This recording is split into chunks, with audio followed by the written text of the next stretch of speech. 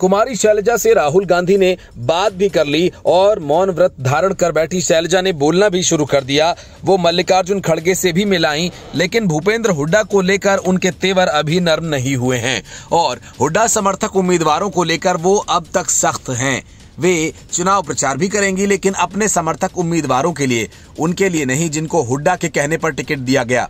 मतलब कि 90 में से 72 उम्मीदवारों के लिए कुमारी शैलजा प्रचार नहीं करेंगी और इसी वजह से दलित नेता कुमारी शैलजा के अपमान को भाजपा और बसपा जैसे दलों ने मुद्दा बना लिया है। कुमारी शैलजा खुद को सीएम पद का दावेदार मानती हैं और विधानसभा चुनाव लड़ना चाहती थीं।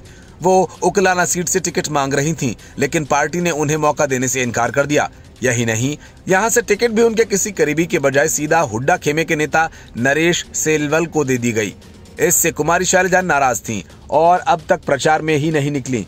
इस बीच जब भाजपा और बसपा ने कुमारी शैलजा की नाराजगी को मुद्दा बनाया और अपमान के आरोप लगाए, तो कांग्रेस को दलितों के वोट की चिंता सताने लगी। कांग्रेस सूत्रों का कहना है कि कुमारी शैलजा से सीधे राहुल गांधी ने ही बात की है।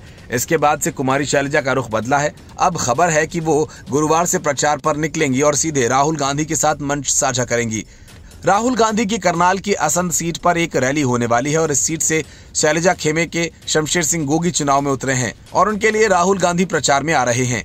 इसके अलावा कुमारी शैलजा टोहाना से कैंडिडेट परमवीर सिंह के लिए भी प्रचार करेंगी और हिसार में राम निवास रारा के लिए भी प्रचार में उतरेंगी। इस तरह से वो अपने समर्थकों के लिए प्रचार करेंगी। लेकिन अहम बात यह है कि कैंपेन की शुरुआत वो राहुल गांधी के साथ रैली से करेंगी। इससे उन्होंने संकेत दिया कि हाईकमान उनके साथ है और उनका दबाव भी रंग दिखा रहा है। भाजपा और बसपा सुप्रीमो मायावती ने कहा था कि कांग्रेस ने कुमारी शैलजा का अपमान किया है। एक दलित नेता को कांग्रेस ने महत्व नहीं दिया।